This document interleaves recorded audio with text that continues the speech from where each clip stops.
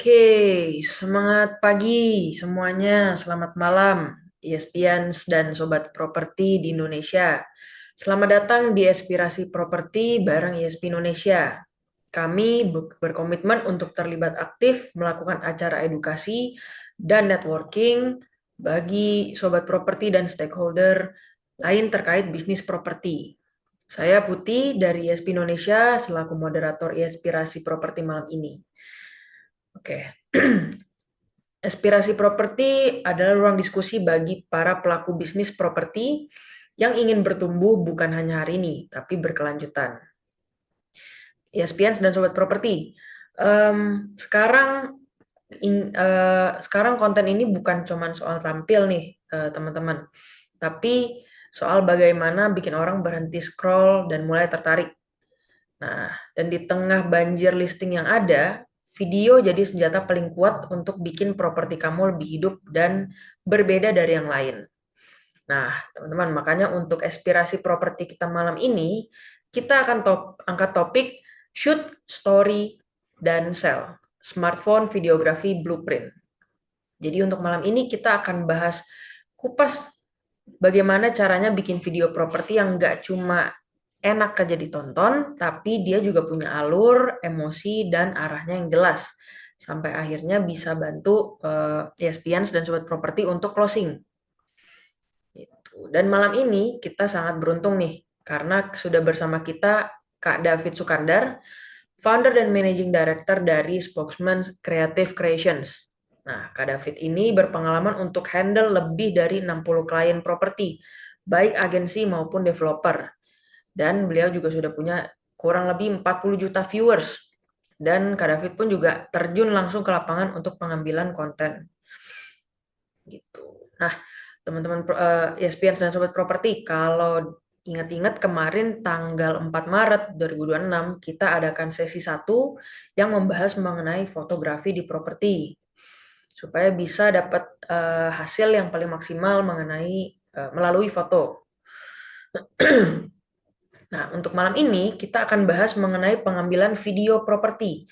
Jadi akan ada banyak ilmu dan tips dan triks juga nih yang Kak David akan share ke ESPN dan Sobat Properti. Kak David, selamat datang di Aspirasi Properti. Terima kasih sudah meluangkan waktunya untuk berbagi bersama kami malam ini. Hai, selamat malam Kak Putih dan teman-teman yang semuanya udah hadir malam ini. Saya ngelihat banyak banget nih nama-nama yang familiar. Thank you for joining.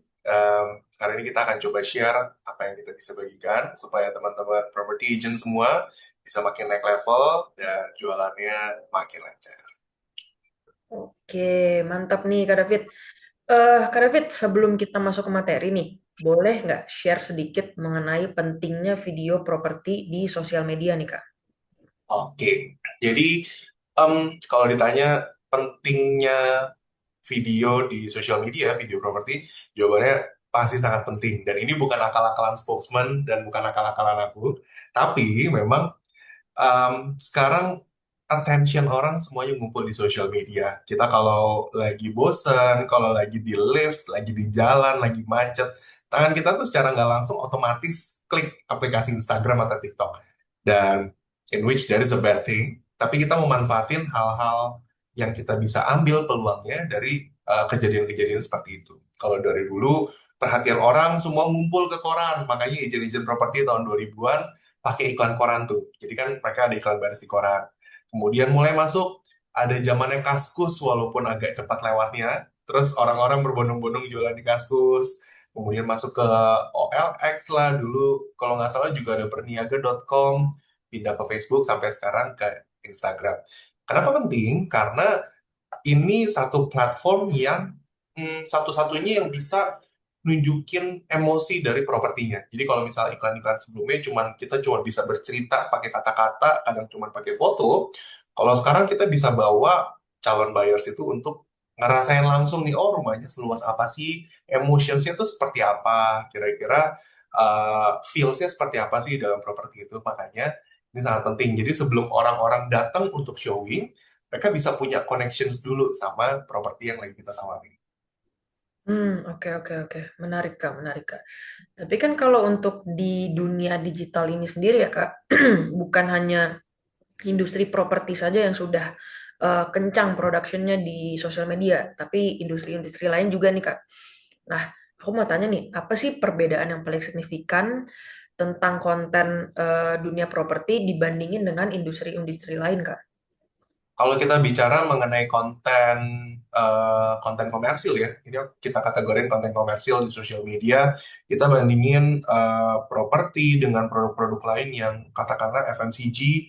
Kalau misalnya kita buka TikTok kan kayak banyak tuh yang jualan tisu lah, kosmetik lah, dan lain sebagainya.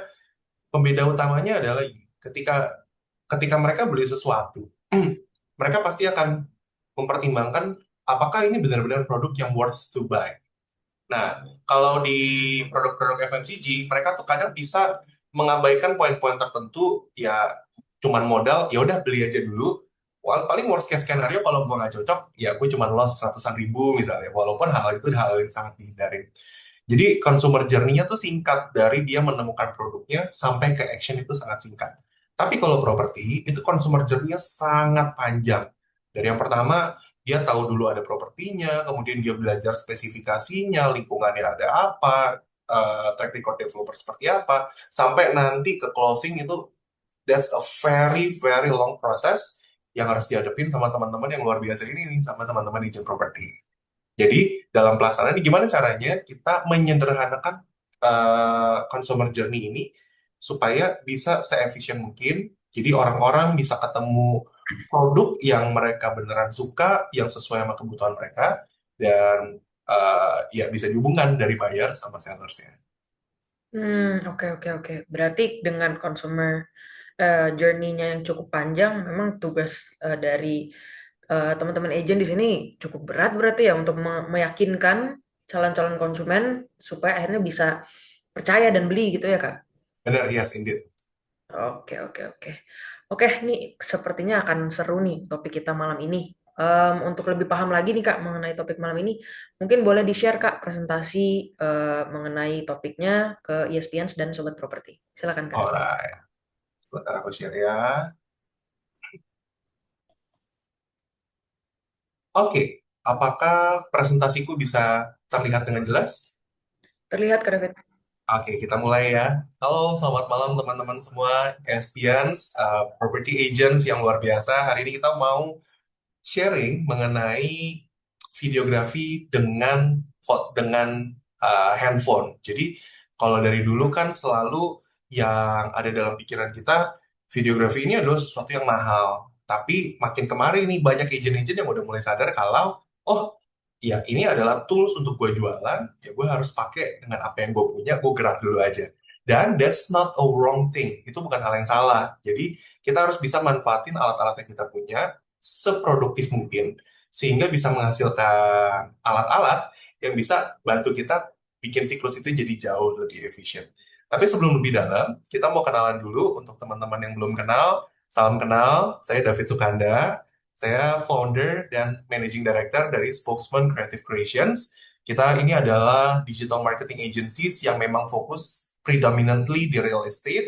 Kita udah ngerjain, kalau tadi Kak Putih mention 60 clients, sampai hari ini kita udah ngerjain lebih dari 70 clients di real estate di Indonesia. Beberapa notable partners dan clients-nya Spokesman saat ini ada Paramount Land, ada Sumarekon Serpong, Intiland Group, Agung Podomoro, Ecofax, Bobo Box, Astra, BMW Astra, Rumah 123, dan masih banyak brand-brand lainnya yang mungkin belum bisa kita sebutin satu-satu. Selain di bidang marketplace, saya juga aktif melayani Tuhan. Saya Kristiani, saya melayani sebagai local ministry head Nafiri Discipleship Church di Living World. Ini sebagai di bidang videographer. Karena memang harus diakui, latar belakang saya buka spokesman ini adalah karena dijerumusin ke dalam pelayanan, karena dijorokin ke pelayanan. Jadi dari sana kita terus belajar hal-hal baru tentang videografi sampai akhirnya di masa kuliah waktu mau kelulusan, kita nih punya kewajiban untuk punya usaha. Nah, jadi usaha yang kita bawa adalah usaha agensi ini yang sampai di tahun 2022 namanya berubah jadi Spokesman. Nah, tepatnya nanti di tanggal 20 April, Spokesman ini ada ulang tahun, ada anniversary tahun yang keempat. Dan selain itu, Saya juga seorang traveler, digital storyteller, and curious humans. Kita emang emang suka manfaatin kemampuan yang kita punya untuk ngasilin sesuatu yang produktif. Kalau teman-teman udah follow aku di social media, pasti tahu konten-konten yang kami hasilkan. Selain itu, kita juga punya program Swarga Loka. Ini biasa kita kerjasama sama beberapa brand perhotelan, brand otomotif untuk explore tempat-tempat wisata di dalam negeri. Itu perkenalan yang aku bisa Rumah siap huni. sampaikan. Dan sekarang sebelum kita masuk ke materi videonya, aku pengen bawa dulu nih salah satu video hasil produksinya Spokesman yang akan kita bedah di sepanjang sharing kita ini. Kita saksikan sama-sama ya teman-teman ya. Rumah siap huni di BSD dari harga 6,4 M turun jadi 4,9 dengan konsep American Classic, 3 lantai, free PPN dan free DP. Kalian penasaran? Yuk kita lihat. Lokasi klasternya di BSD Barat, kurang dari 5 menit ke Isfara, Sekolah Genesis Global, IPK, SBSD, dan akses tol serba raja.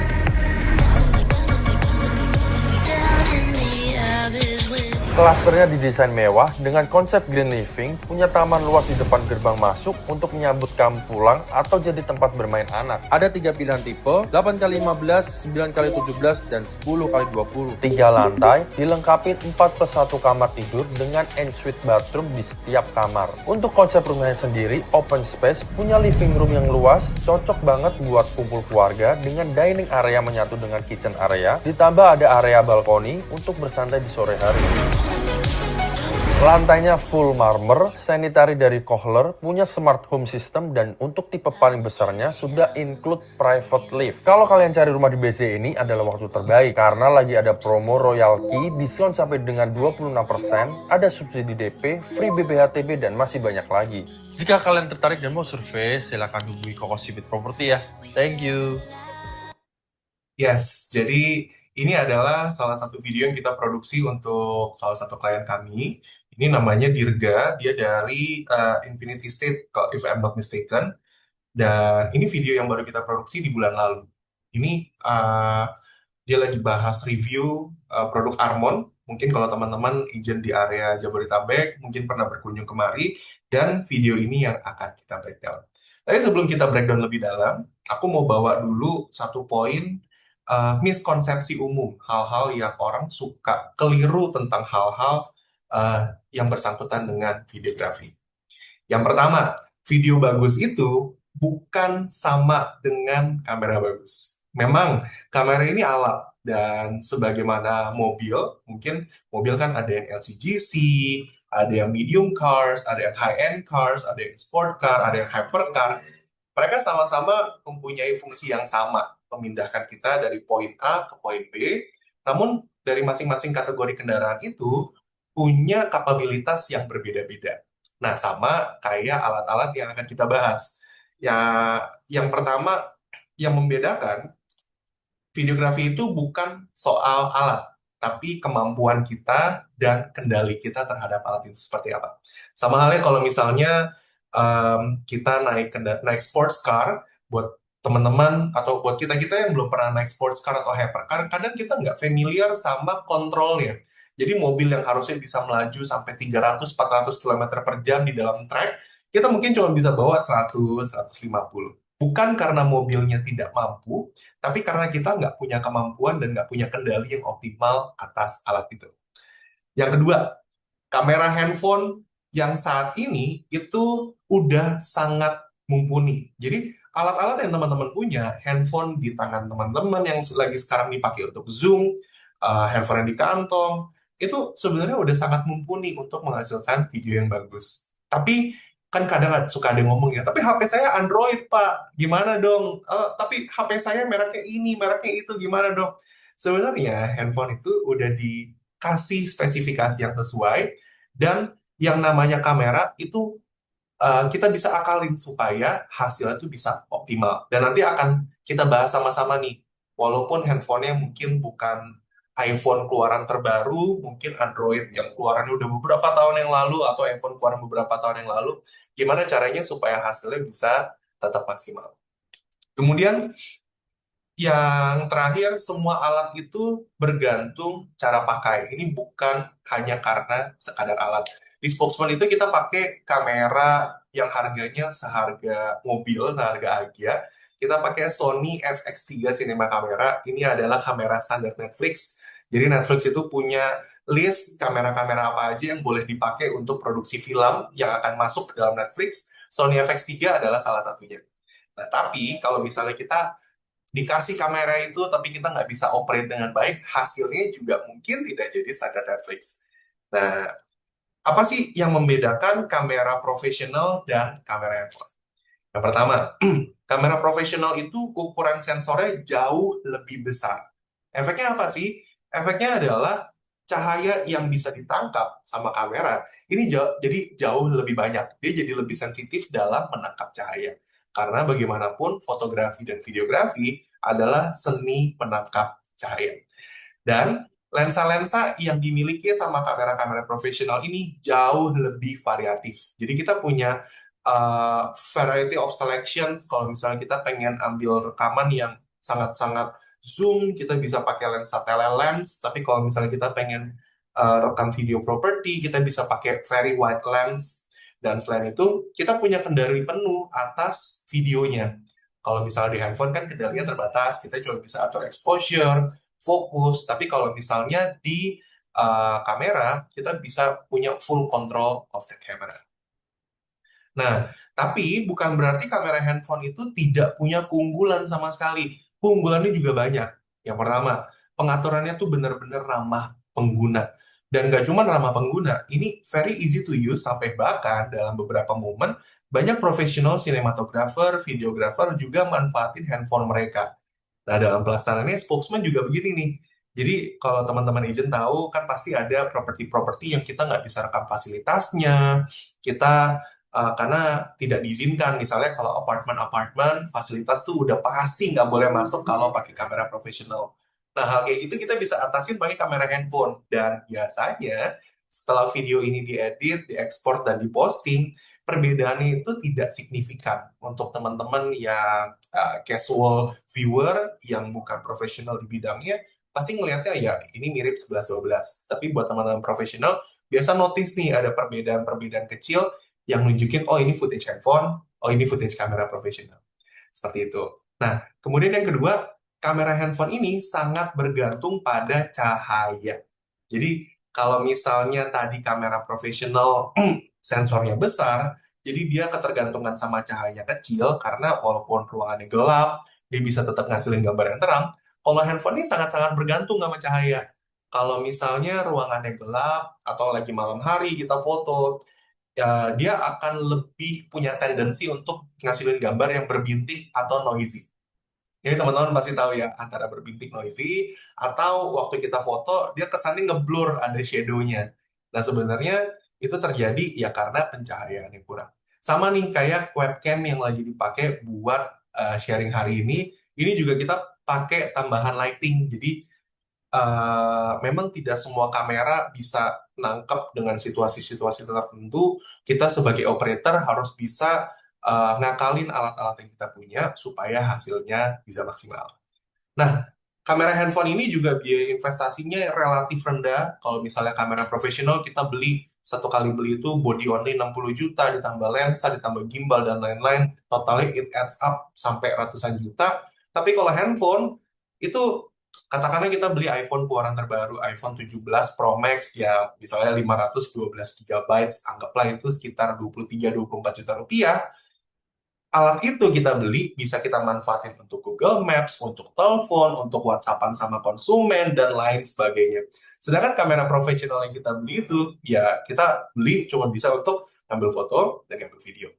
Dan yang paling akhir, kamera handphone ini sangat praktis dan mudah dibawa. Aku belum ketemu kamera profesional yang bisa dimasukin di dalam kantong, dan handphone ini bisa dan seringkali menyelamatkan spokesman dalam produksi nih. Jadi kalau misalnya lagi masuk ke fasilitas, masuk ke area-area kita nggak boleh pakai kamera profesional yang sangat mencuri perhatian, ya handphonenya tinggal dikantongin aja. Gitu. Nah, tapi selain itu, ada yang namanya camera support atau video production gears and accessories. Jadi selain kita pakai handphone, pakai kamera, ada alat-alat yang membantu supaya hasil video kita itu bisa jauh lebih baik. Nah, di kiri ini teman-teman mungkin udah familiar ya, apalagi kalau misalnya teman-teman property agent yang suka bikin video yang udah cukup serius, biasanya udah beli ini. Ini biasa, ini adalah gimbal buat handphone. Jadi ini mobile gimbal, merek-merek utamanya tuh biasa kayak DJI lah, Xeon lah, dan masih banyak merek-merek lainnya. Yang kalau teman-teman lagi mau beli alat-alat seperti ini, teman-teman mesti perhatikan spec sheets-nya baik-baik, spesifikasinya baik-baik, karena biasanya perbedaan generasi tahun ini dan tahun-tahun sebelumnya tidak jauh berbeda. Apalagi kalau misalnya kita lihat merek-merek kayak DJI yang memang standar industri, perbedaannya bisa cukup jauh tuh. Misalnya keluaran tahun ini harganya 3-4 juta, keluaran tahun lalu harganya cuma 1,5 juta. Sedangkan perbedaannya minim banget. Nah, rekomendasi kita coba dipelajarin spek sheet-nya baik-baik. Kadang dengan modal 1 juta rupiahan, kita udah bisa dapat gimbal yang sebenarnya udah sangat bagus dan dia tahan sangat lama. Nah, di sebelah kanan ini ada gimbal untuk kamera profesional. Ini adalah DJI Ronin S yang spokesman pakai. Sebenarnya fungsinya juga sama untuk menstabilkan kamera, karena kalau misalnya kamera handphone kita pegang, ini kan dia bergantung banget nih sama tangan kita. Dan tangan kita ini kan sudah pasti bergetar, karena ada siklus jantung yang bikin kita kan ada detak jantungnya. Dia ada micro jitternya setiap kali jantung bergetar. Tapi kalau pakai gimbal, dia bisa bantu stabilisasi kamera. Apalagi kalau misalnya kita pakai sambil jalan, kamera yang tadinya bergetar-getar, dia jadi bisa stabil dari 3 aksis. Aksis X, Y, sama Z. Selain itu, ada tripod, sama ini adalah wireless microphone nih, yang kita paling sering temuin di lapangan. Nah, kita pengen bahas, ini adalah hal yang sangat teknis, tapi sangat important untuk kita semua tahu.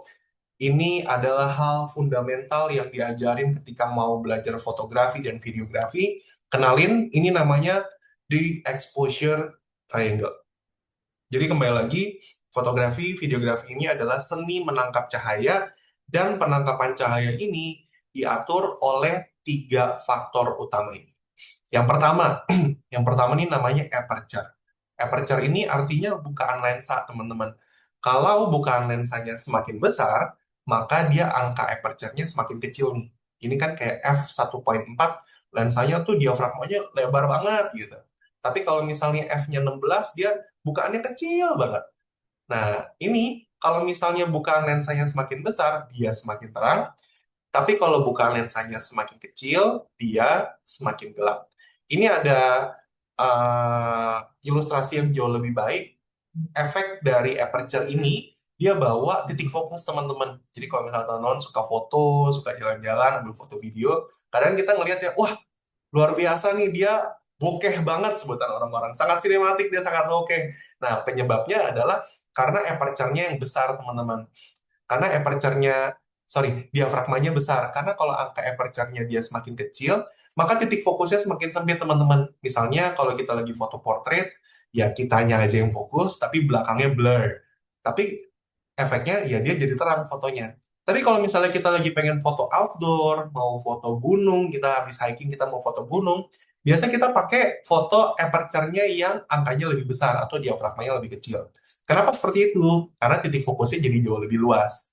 Kalau buat di properti, kalau teman-teman ada bikin video-video properti, pakai kamera profesional atau kamera DSLR, ini important nih teman-teman. Kalian harus atur aperture-nya. Ini rata-rata di antara f5.6 sampai f2.8. Karena selebihnya ruangannya itu sudah pasti blur semuanya. Dia pilih titik fokusnya agak berisiko. Jadi kalau misalnya teman-teman ngambil video dan pengaturan aperture manual, pastiin itu di antara f5.6 sampai 2.8. Yang kedua, aspek kedua ini adalah shutter speed, teman-teman.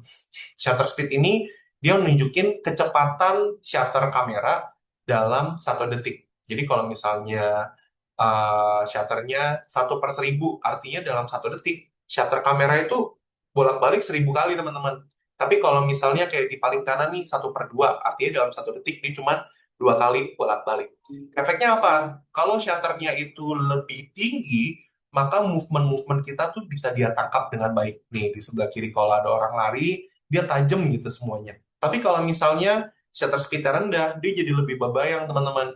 Jadi kalau misalnya kita foto, kadang kan kalau misalnya kita foto malam-malam ya, di mobil lah, atau lagi foto di outdoor, kita foto, teman kita ada yang goyang dikit, dia kan pasti mukanya langsung berbayang, penyebabnya karena shutter. Kalau mau rekam untuk properti atau ya untuk video pada umumnya, shutter ini rumusnya 2 kali frame rate. Nanti aku akan jelasin frame rate itu apa, tapi untuk bocoran sedikit, frame rate ini adalah jumlah frame dalam 1 detik teman-teman. Jadi kalau video kan ada yang FPS-nya 30, ada yang 60.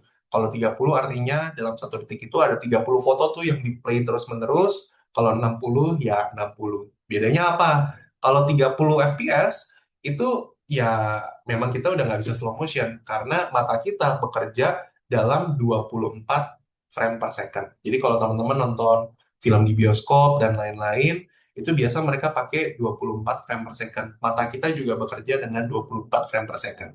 Kalau kita nggak pakai video yang lebih rendah dari 24 frame per second, nanti dia kelihatan patah-patah teman-teman, nggak natural. Kalau lebih tinggi dari itu, dia kelihatan jadi jauh lebih smooth. Nah, penggunaan FPS ini nanti akan kita jelasin di belakang ya teman-teman ya. Tapi dalam penggunaan shutter, kalau teman-teman lagi merekam video 30 fps, maka shutternya harus kali 2. Artinya shutternya itu minimum di 1/60. Efeknya apa kalau misalnya lebih rendah dari kali 2? Nanti efeknya dia jadi lebih bebayang teman-teman. Pergerakannya jadi lebih nggak natural. Kelihatannya aneh gitu di video. Atau bahkan dia bisa kelihatan benar-benar ya sangat bebayang dalam videonya. Tapi kalau misalnya kita pakai shutternya jauh lebih tinggi, ya that's okay. Cuman jadi tajam banget aja pergerakannya. Seperti itu. Yang terakhir, ini sebenarnya yang paling penting, tapi suka diabaikan, orang suka salah paham, ini adalah ISO. Jadi ISO ini adalah sensitivitas dari sensor teman-teman. Semakin kecil angka ISO-nya, maka gambarnya itu akan semakin gelap teman-teman.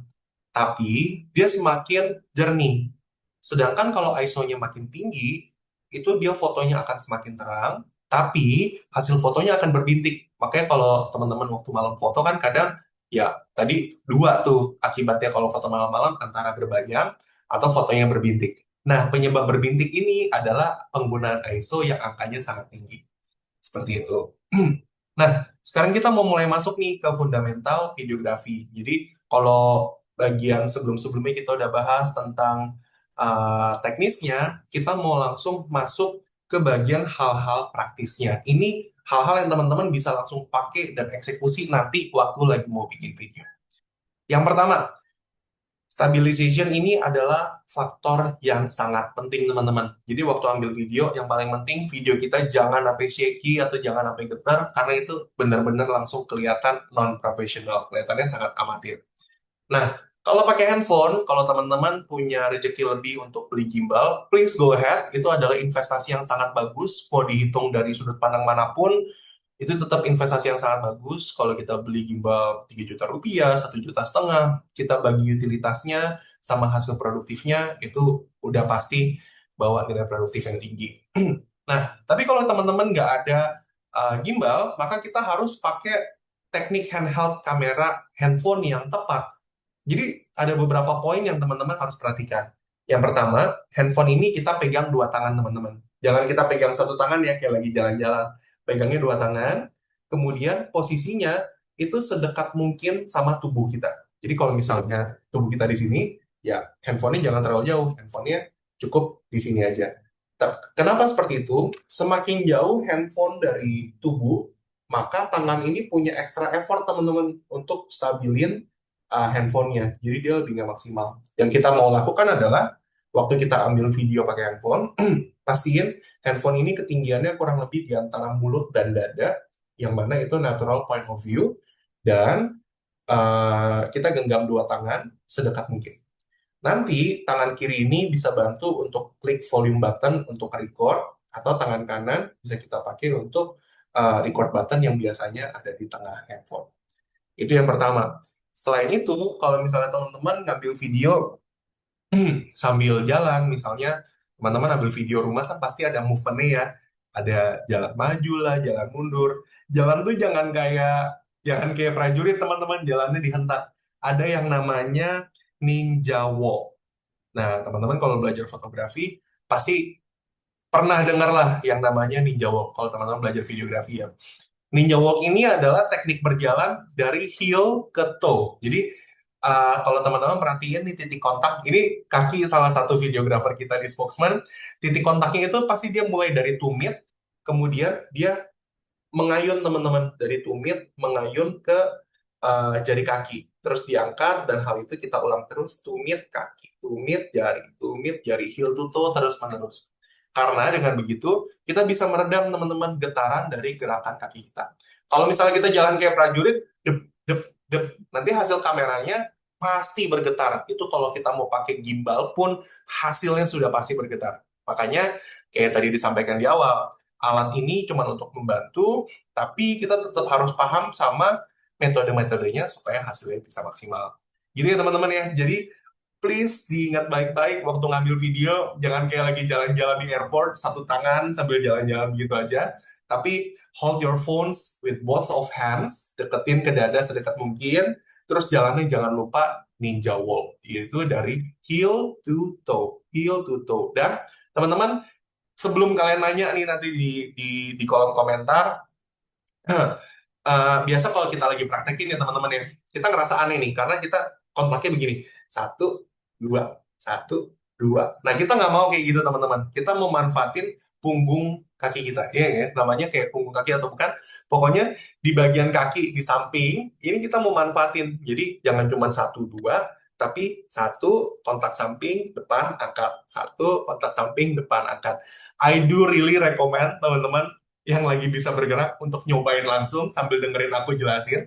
Cobain pergerakan heel to toe, karena percayalah walaupun nggak ada gimbal, ini akan bawa impact yang sangat positif ke video teman-teman. Gitu ya. Dan teman-teman jangan khawatir, nggak perlu screenshot satu-satu. Kayak yang mana bagus sih kalau teman-teman mau mencatat, tapi video ini biasanya akan di-post sama teman-teman dari ISP Indonesia ke YouTube ya, Kak Putih ya. Jadi nanti teman-teman bisa recall semua materi-materinya buat dipelajarin ulang. Nah, selain movement, kita mau masuk ke lighting. Nah, ini kembali ya, videografi ini kan adalah seni menangkap cahaya nih teman-teman. Jadi kita mesti perhatiin lightingnya. Kita harus tahu positioning natural lightnya seperti apa, karena kita mau manfaatin nih cahaya natural dari matahari. Karena kalau kita kita ngambil properti dan dia berlawanan dari matahari, itu bikin videonya tuh kelihatan kusam, rumahnya kelihatan gelap, pokoknya jadi nggak bagus deh pokoknya. Nah, kita pengen sejajar sama matahari. Misalnya, rumah tuh ada di sebelah sini, kita ngambil video sore hari, rumahnya kebetulan ngadepnya ke barat. Ya udah, go ahead, kita tinggal ngambil dari antara matahari kita sama rumah, karena kan matahari jadi bantu kita menerangin rumahnya. Tapi kalau misalnya teman-teman lagi ngerekam show unit, aku menemukan nih ada beberapa developer yang entah disengaja apa enggak, tapi mereka sangat smart. Semua show unitnya itu menghadap utara atau selatan. Menurutku itu sangat smart, karena agent-agent properti kadang kan ngerekam nggak tentu semua sore, kadang pagi, kadang sore. Jadi kalau hadapnya ke utara atau ke selatan, itu mau direkam kapan aja, udah pasti aman. Apalagi dia cahayanya dari samping, jadi bikin rumahnya lebih punya complexions. Kayak gini nih. Ini mataharinya dari sebelah kiri rumahnya nih teman-teman. Jadi sebelah kirinya tuh sangat terang, bagian depannya dia sedikit lebih gelap. Makanya kan kita, wah kelihatan nih ada teksturnya, ada kontrasnya seperti itu. Tapi kalau teman-teman shoot rumah-rumah secondary, dan biasa kan kalau kita ada dapat listing, kita tahu ya hadap mana. Nah itu kita mesti pelajarin. Oke, misalnya dia hadap timur, berarti jangan syutingnya sore hari. Tunggu, hadap timur, yes, kalau hadap timur, syutingnya jangan sore hari. Karena matahari akan muncul dari belakang rumahnya. Kalau hadap timur, ya kita pengen shootnya pagi. Kalau hadap barat, kita harus shootnya sore. Kalau hadapnya utara atau selatan, ya itu shoot kapan aja bisa. Jadi itu mesti benar-benar di-plan dengan baik, teman-teman ya. Nah, sekarang kita mau bahas mengenai movement secara praktis di dalam video. Movement yang kita bisa pakai itu apa aja sih? Tadi kan aku baru bahas mengenai metode heel to toe dan pegang kamera seperti apa. Nah, ini kita mau bahas mengenai pergerakan-pergerakan dalam video tuh bisa apa aja. Nah, ini adalah pergerakan-pergerakannya teman-teman. Take notes. Yang pertama, itu ada yang namanya dolly in atau dolly out. Nah, ini artinya kita bergerak lurus mendekati ke satu objek. Jadi kalau ini teman-teman lihat kan ini kameramen kita, videografernya bergerak lurus dari belakang dinding menghadap ke pintu masuk. Efeknya tuh dia manfaatin sebenarnya guideline ini teman-teman. Di atas kan dia ada apa namanya ceiling panel begini. Jadi dia bawa kesan yang dramatis gitu loh untuk rumahnya. Ini biasa sangat kepake teman-teman kalau kita pengen pamerin betapa luasnya itu rumah, betapa panjangnya itu area, manfaatin dolly in and dolly out. Yang kedua, ini orbit teman-teman. Orbit ini kombinasi sebenarnya, pergerakan kombinasi. Kalau dolly in, dolly out, kita tinggal jaga kamera lurus, kita tinggal jalan maju atau jalan mundur. Kalau orbit, ini kombinasi dua movement teman-teman. Yang pertama, tubuh kita itu berjalan bergerak, ngelilingin satu objek, sedangkan di sisi lainnya, kamera ini bergerak berlawanan. Jadi kalau misalnya kita jalan nih dari sebelah kiri ke sebelah kanan, maka kameranya dari sebelah kanan kita arahin ke kiri. Nah, gitu. Jadinya orbit. Dan yang terakhir, ini ada side track atau ya nama resminya track, teman-teman. Jadi ini biasa pergerakan yang mirip kayak dolly in, dolly out. Tapi kalau dolly in out ini kan dia maju mundur. Kalau track itu dia bergerak ke samping, teman-teman. Biasa ini untuk nunjukin ruangan yang sebenarnya sih point of view-nya ke arah situ, Fit. Tapi belakangnya tuh sempit banget. Gimana ya cara pamerinnya? Nah, cara pamerinnya kita pakai track atau side track, teman-teman. Jadi kita bisa bergeser ke samping, tunjukin ya ini apa, ada apa. Nah, seperti itu. Ini kan udah kita bicara nih tentang movement-nya. Nanti teman-teman harus bisa mengkombinasikan. Nggak semua movement itu bisa nggak semua ruangan bisa dolly in, dolly out, nggak semuanya bisa orbit, nggak semuanya bisa side track, teman-teman. Jadi kita harus menyesuaikan sama kebutuhannya, dan kemampuan ini akan didapat dengan yang namanya pengalaman. Semakin tinggi working hour teman-teman, maka biasanya udah di luar kepala tuh, udah nggak usah mikir lagi, kita ngeliat ruangan udah tahu, oh ya ini mau gerak begini, mau gerak begini, begini, begini. Seperti itu.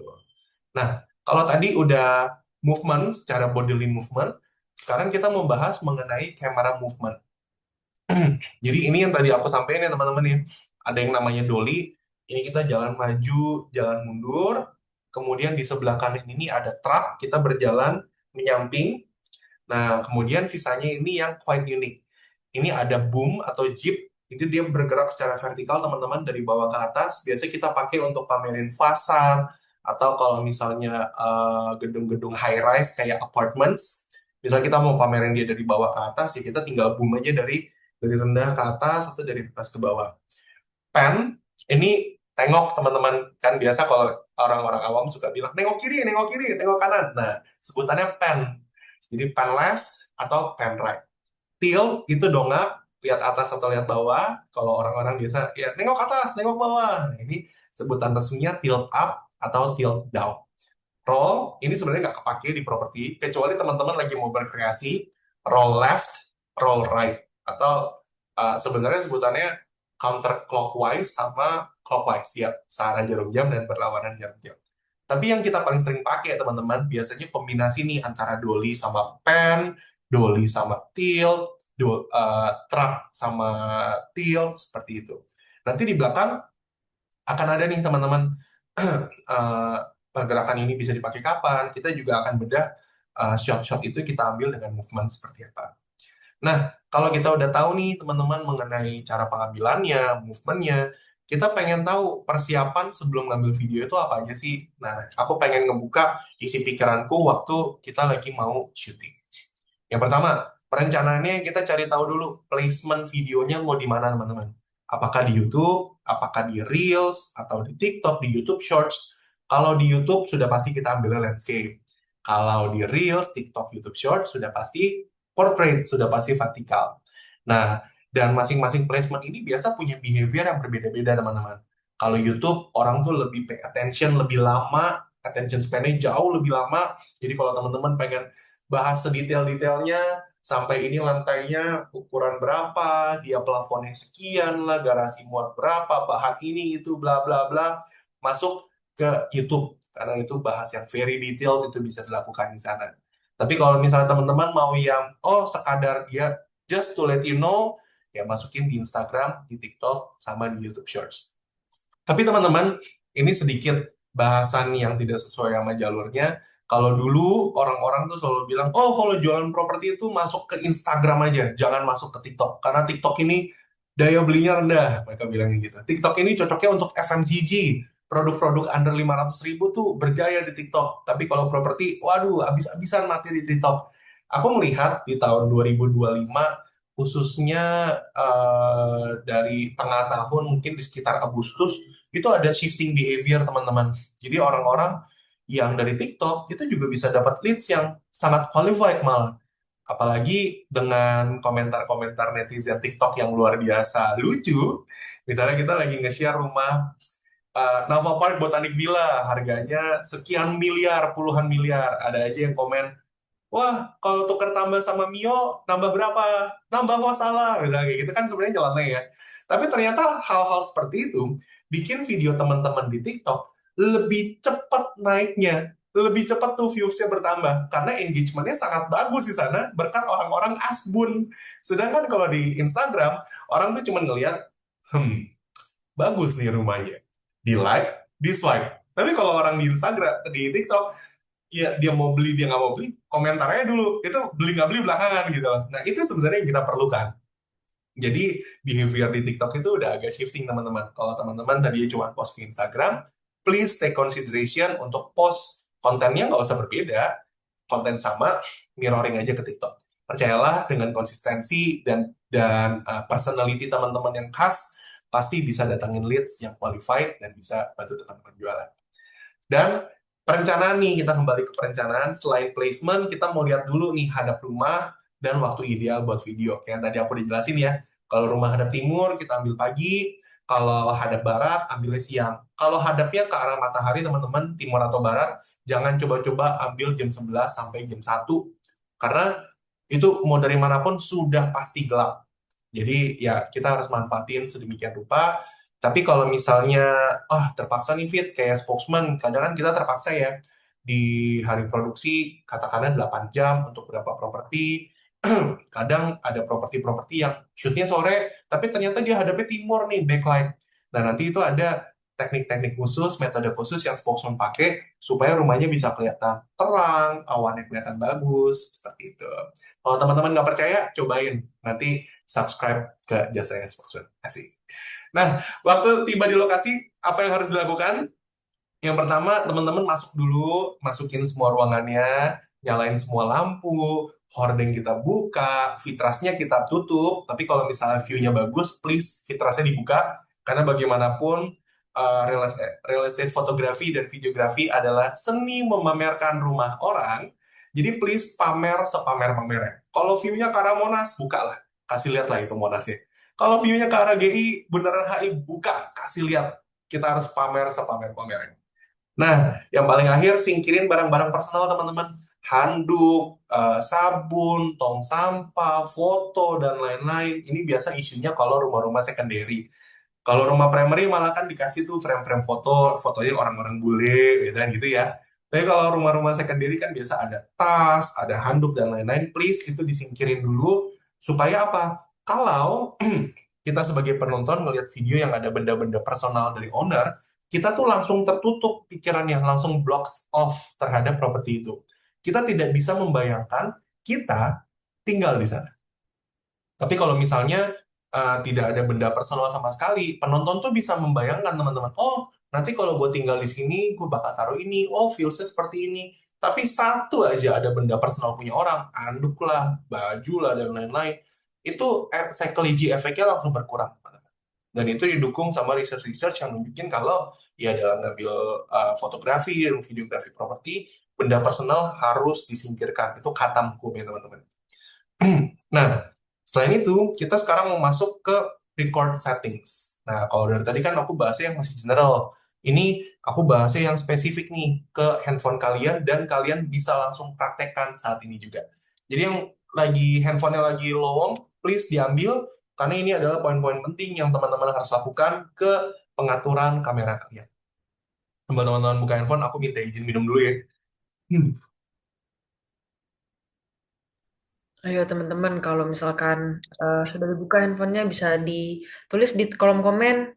Kalau ada pertanyaan juga bisa ditulis di kolom komen ya, Kak David.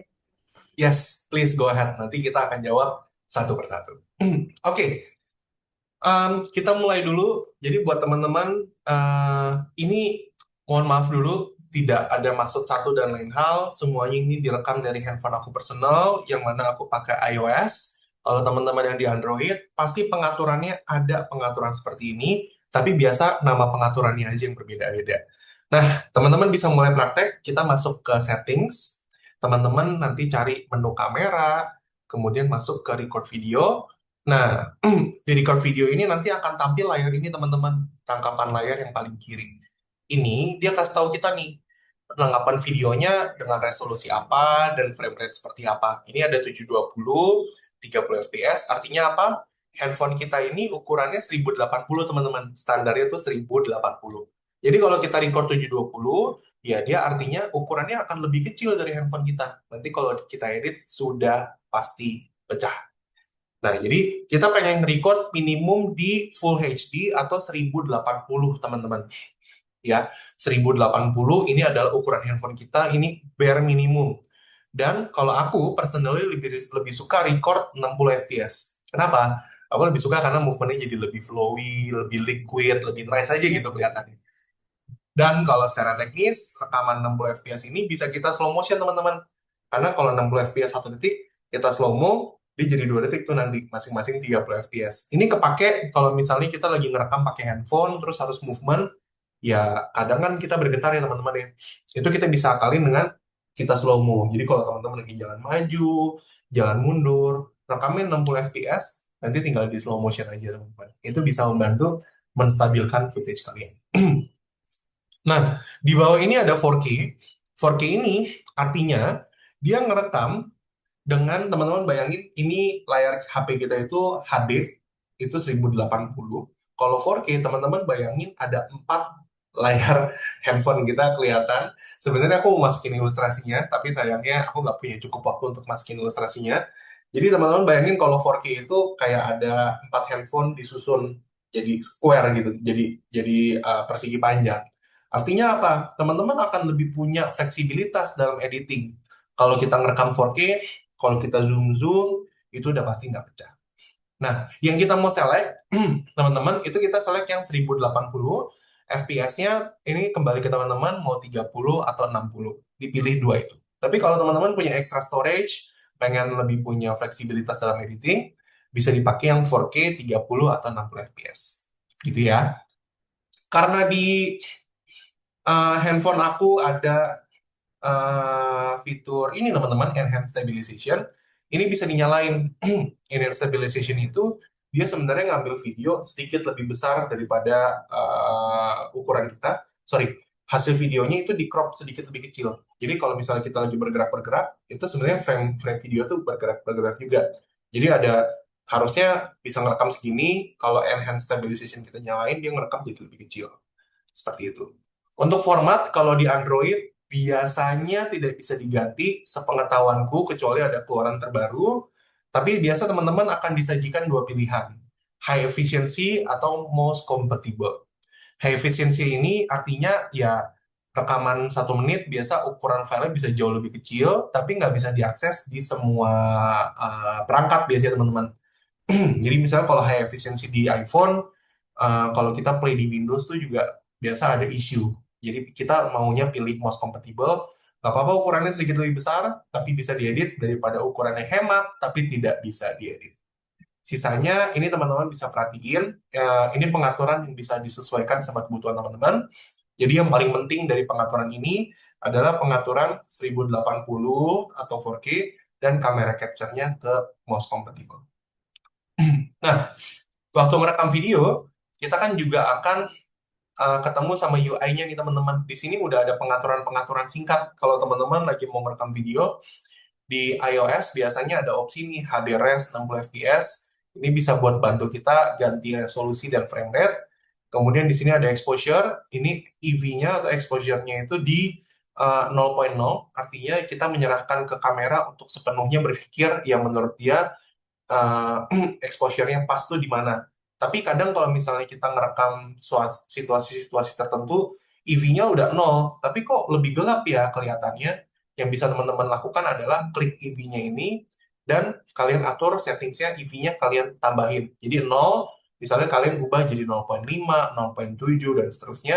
Nanti kamera tuh akan tahu, oh David tuh maunya hasilnya lebih terang daripada yang normal. Atau oh David maunya lebih gelap. Nah ini kita bisa atur di EV. Dia secara otomatis akan ngatur exposure-nya. Di sebelah kanan, ini ada action mode. Ini kita bisa atur nih, kalau misalnya teman-teman nggak punya gimbal dan pengen cepet aja, bisa dinyalain action mode-nya. Nanti biasa hasilnya akan sedikit lebih kecil lagi, tapi dia jauh lebih stabil. Gitu. Nah, dalam ngambil video, itu juga perlu teman-teman manfaatin exposure sama focus lock. Jadi kalau teman-teman ngarahin handphone kan biasanya langsung tuh dia, oh ya ngatur ke cahaya-cahaya tertentu, nanti hasilnya seperti apa. Kadang kan dia terang banget, kadang gelap banget. Yang kita mau lakukan adalah kita tap di poin-poin yang netral, eh, supaya HP kita tuh menyesuaikan terangnya teman-teman. Kayak di sini nih, ini adalah show unit area, ini banyak jendela dan kebetulan matahari dari sisi berlawanan. Jadi biasanya nih rumah kelihatan gelap banget teman-teman. Yang kita mau lakukan adalah kita tap di dinding supaya exposure itu bisa disesuaikan. Atau teman-teman juga bisa manual nih. Habis tap, teman-teman slide ke atas atau ke bawah. Nah, jadi kita bisa atur nih keterangan dari handphone kita. Sekarang kita mau bahas teman-teman mengenai shortlist. Jadi video-video apa aja sih yang mesti diambil waktu bikin video properti supaya nggak kelewatan nih teman-teman. Ini perlu take notes, dicatat baik-baik ya. Yang pertama, nah aku akan jelasin dengan singkat aja karena durasi dan lain hal. Yang pertama yang paling penting adalah fasad kamar living area. That's the most important thing of real estate videography. Tampilin kamar tidur, kamar mandi, living area, pamerin semuanya. Karena ini adalah poin-poin penting waktu orang beli rumah. Dia pengen lihat kamarnya seperti apa, living areanya seperti apa, fasadnya seperti apa. Ini adalah poin-poin penting yang teman-teman harus pamerin. Kalau di sini movementnya bisa kembali lagi ya. Ini kalau teman-teman perhatiin dari ini bentuknya GIF supaya gampang loadingnya. Jadi hasilnya memang tidak setajam video. Jadi teman-teman bisa manfaatin nih. Kita bisa pakai truck, jalan ke samping, bisa dolly in, dolly out. Nanti kita bisa kombinasiin. Nah, kemudian yang kedua, kita membahas mengenai lokasi properti teman-teman. Kebetulan karena spokesman ada drone, jadi kita bisa rekam pakai drone nih. Ini kita movementnya pakai yang dolly in, jadi kita tinggal jalan maju aja sebenarnya. Nanti di sini tinggal dipasangin efek nih sama teman-teman editor. Kalau di spokesman teman-teman, apalagi ada beberapa nama yang aku lihat ternyata teman-teman yang percaya sama spokesman, pasti teman-teman ngelihat kayak gini ya, kita suka pasangin pinpoint, suka kita pasangin efek. Di sini jadi bisa kelihatan nih, oh dari Belfong ini deket loh ternyata sama Maggiore Fresh Market, oh deket nih sama Ruko Goldfinch, seperti itu. Jadi kita harus pamerin lokasinya, terus tambahin sapers-sapers pendukung. Kalau teman-teman nggak punya drone, jangan berkecil hati, manfaatin alat-alat yang ada. Biasanya aku suka pakai Google Maps sebenarnya. Jadi kalau teman-teman cari di website, itu kita bisa tangkap gambar dari Google Map, ya nanti kita tinggal tandain aja, oh ini properti di sini ada pasar, di sini ada apa, nanti itu bisa teman-teman pakai. Dan kalau teman-teman perhatiin, video produksi spokesman kalau di tengah kota kayak di Jakarta dan lain-lain yang kemana-mana agak jauh, nggak bisa terlalu kelihatan dengan jelas, biasanya kita manfaatin Google Maps juga teman-teman. Jadi dari properti ke akses tol seberapa jauh, ke rumah sakit, ke mall, dan lain-lain, kita bisa pamerin dari situ. Kemudian yang paling penting adalah fitur properti ini teman-teman. Kita mau pamerin juga nilai-nilai tambah propertinya, baik yang di dalam maupun fasilitas umum. Kalau di sini contoh-contohnya, ini kita masukin yang di dalam propertinya dulu. Kalau di sini di Armong ini kan ada saniternya Kohler, maka kita harus pamerin. Dia ada smart home system, ada lift, ya kita pengen pamerin dia semuanya. Dan ini tidak ada standar tetap teman-teman. Yang namanya pekerjaan kreatif tidak ada standar tetapnya. There is no right, there is no wrong. Cuman yang mana yang kelihatan nice, yang mana yang kelihatan not really nice. Seperti itu. Jadi jangan takut untuk berkreasi. Cobalah teman-teman gitu ya. Jadi kalau misalnya fitur-fitur properti ini teman-teman bisa kombinasi nih, shotnya nggak harus wide kayak ruangan, kita bisa ambil yang close up, yang penting fiturnya tuh bisa kelihatan dengan jelas. Nah, selain itu biasanya high ceiling nih yang jadi musuhnya videographer. Apalagi kalau di sebelah kanan, ini kan ada Belfong ya teman-teman ya. Kalau teman-teman pernah main ke show unit Belfong, pasti udah ngeliat tuh ya ceilingnya sangat tinggi sih, tapi agak sempit untuk nangkepin dia high ceilingnya tuh sangat sulit gitu loh teman-teman. Nah, cara ngakal ini adalah kita bisa masuk dulu ke area high ceilingnya sambil dongak atas, nanti sambil kita berjalan mundur sambil dolly out, kamera tuh tilt down. Jadi benar-benar bisa kelihatan dari atas sampai bawah. Selain itu, kita juga bisa manfaatin teman-teman pasangin supper seperti ini. Kalau teman-teman kembali lagi ya, klien-klien spokesman biasanya kita pasang-pasangin suppers, kayak high ceiling kita tambahin garis batu gini untuk nunjukin gitu loh ke orang-orang, oh ini very high ceiling sampai 7 meter. Kalau di kiri ada lift, kita arsir liftnya supaya dia kelihatan lebih highlighted. Seperti itu. Nah, nanti waktu teman-teman ambil video properti, biasa akan ketemu tantangan-tantangan nih teman-teman. Salah satunya adalah ruangan-ruangan sempit. Apalagi kalau properti-propertinya yang harganya masih terjangkau, biasa kan dia ukurannya kecil teman-teman nih. Kayak Fit, kita kan pengen ambil dia kelihatan ruangannya semua nih, kelihatan nice, master bedroomnya dan lain-lain. Tapi ruangannya tuh sempit, gimana dong? Cara ngakal ini adalah kita berdiri dari sisi luar kusen pintu teman-teman. Jangan takut untuk bergerak, keluar dari pintu baru ngambil ke dalam. Seperti itu. Atau keluar dari balkon, ngambil ke dalam. Itu yang pertama. Yang kedua, ngambil toilet. Ini suka kejadian. Entah kenapa aku sering banget ngeliat video-video teman-teman kalau bikin video review properti. Waktu lagi nge-review bagian kamar mandi, bagian walk-in closet. Waktu kamera mendekat, bah, ada videografernya. Nah, cara ngatasin ini sebenarnya gampang teman-teman. Bukan sulap, bukan sihir. Caranya adalah jongkok. Jadi kalau misalnya ketemu kayak di toilet ini kan, dia ada wastafel ya, ada sink teman-teman. Jadi kalau misalnya kalian mau ngambil area toilet supaya nggak masuk videografernya, suruhlah mereka jongkok. Jadi sebenarnya ini kan videografer ada di sini, dia ketutupan sama wastafelnya. Selain itu juga suruh dia, tadinya kan dia ngintip ke dalam, suruh dia munduran sedikit. Atau teman-teman juga munduran dikit aja, jangan terlalu dalam. Jadi get low and get out. Jadi dari situ kita bisa merekam toilet dengan nice. Jadi nggak ada yang bocor. Sejauh ini itu aja yang aku bisa share di acara hari ini. Memang dalam videografi ini tidak bisa dijelaskan dalam waktu 1 jam, tapi aku coba untuk summarize hal-hal yang teman-teman harus tahu dan fundamental penting. Dan nanti kalau misalnya teman-teman mau tahu lebih lanjut, teman-teman bisa tanya-tanya sama teman-teman dari ESP karena kelihatannya mereka punya program yang cukup menarik. Sekian dari aku kembalikan ke Kak Putih. Oke, Kak David, thank you so much atas presentasinya. Tips and tricks yang tadi di-share juga, aku sambil sambil lihat presentasinya kayak, wah ini ternyata menarik ya. Something yang kayak aku pun belum realize ternyata itu penting gitu loh. Contohnya kayak tadi pengambilan kamar mandi gitu. Aku yakin juga teman-teman yang jenis ini ketika pengambilan bukan kamar mandi aja ya mungkin ya seperti yang ada ruangan yang ada kacanya gitu loh. Memang mereka struggle gitu. Jadi tips and trick yang Kak David share tuh menarik banget Kak. Thank you so much. Nah, Thank you. ini ada pertanyaan nih dari ESPN dan Sobat Properti. Ada dari Bapak atau Ibu nih, Kasmuri Properti. Beliau menanyakan standar iPhone tipe apa untuk konten. Terus mikrofon yang standar itu tipe apa? Dan aplikasi untuk editing bagus pakai apa? Oke, thank you. Ini Ibu atau Bapak Kasmuri, terima kasih. Jadi, aku akan jawab berdasarkan pengalaman. Ini tidak di-endorse, tidak ada benefit apapun, tapi ini berdasarkan pengalaman, dan kalau aku diperhadapkan dengan pilihan ini, apa yang akan aku ambil? Kalau standar iPhone apa yang ideal buat konten? Ya, semakin baru, semakin bagus, tapi itu bukan jawaban yang ideal. Kalau aku sampai saat ini masih pakai iPhone 14 Pro Max yang keluar kurang lebih 3 tahun yang lalu, dan itu hasilnya masih sangat bagus teman-teman. Jadi nggak mesti yang paling baru. Kita di kantor, di Spokesman juga ada beberapa unit iPhone, ada iPhone 12 kalau nggak salah, iPhone 12, iPhone 13, iPhone 15, 16 juga kita pernah coba.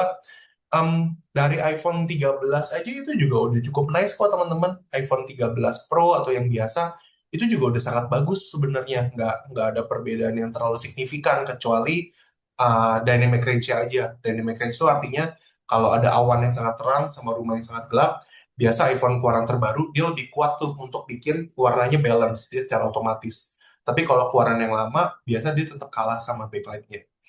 Kalau mikrofon, eh, aku secara personal pakai Holyland Lark M2. Ini adalah fotonya. Kalau teman-teman punya rezeki lebih, mau beli yang ekstra boleh, mau beli kayak DJI atau lain-lain itu boleh.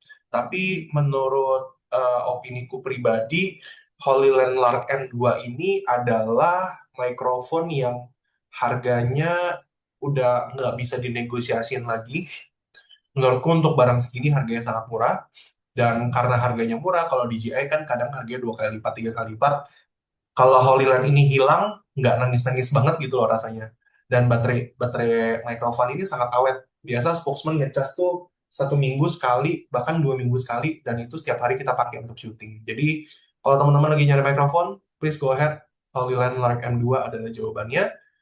Saramonic itu juga boleh dipertimbangkan, tapi build quality-nya sedikit lebih rendah daripada Holyland.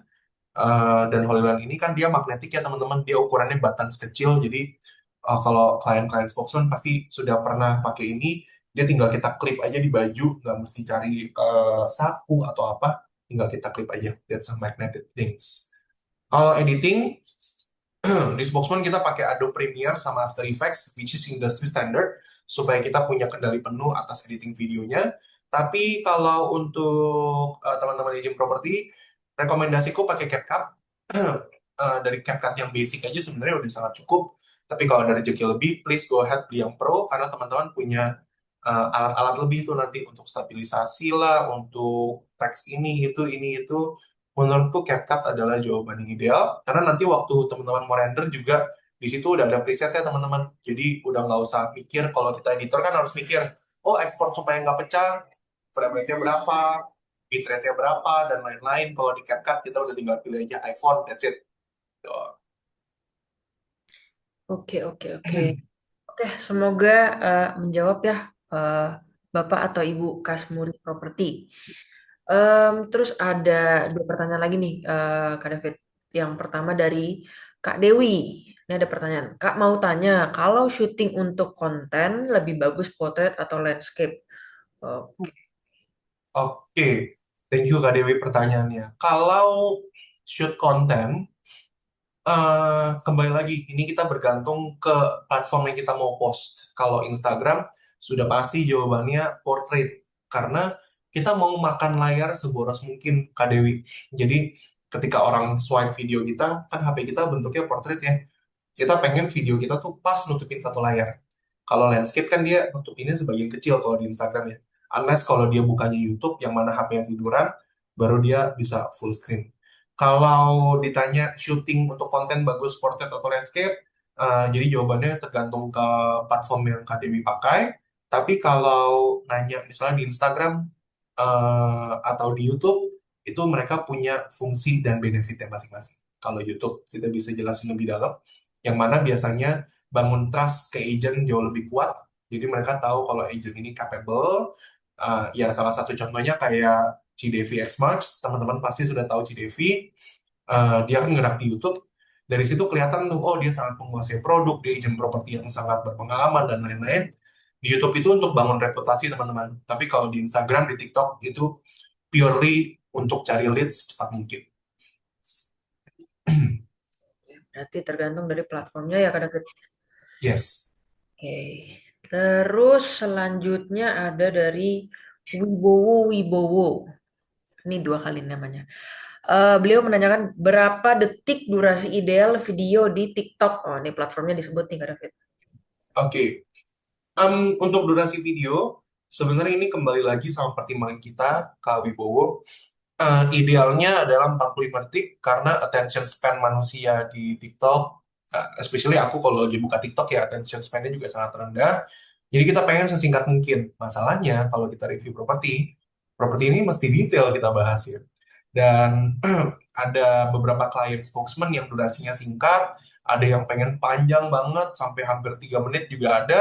Dan apakah performanya lebih buruk kalau durasi lebih panjang? Not really. Kalau durasi lebih pendek apakah lebih baik?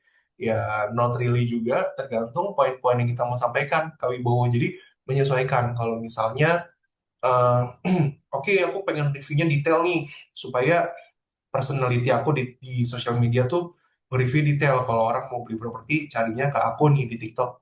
Bikin sedetail mungkin. Karena kalau kita bahas secondary, kalau kita bisa bahas dengan bagus, dengan detail, kita bawa emosi dari ownernya dan lain-lain, itu biasa owner lain juga akan masuk tuh ke Wibowo. Oh, misalnya di review sama Wibowo bagus banget ya, dia bahas detail, orang-orang jadi suka, aku aja suka. Kita ada klien teman-teman. Aku nggak tahu dia datang apa enggak hari ini, tapi kalau datang ya ini adalah pujian untukmu, kakak. Dia bikin video rumah-rumah second di Jakarta Selatan, di BSD, Pondok Indah, dan lain sebagainya. Yang paling sering didapatkan adalah komplainan dari owner-ownernya. Komplainannya adalah gini, Kak, gimana sih? Kok rumahnya jadi kelihatan beda banget, jadi bagus banget di video? Nah, seperti itu. Jadi, biasa karena di video nama dia bagus, terus leads-nya banyak, biasa listing-listing yang lain tuh juga ikut berdatangan. Jadi itu bisa dipakai untuk strategi penetrasi.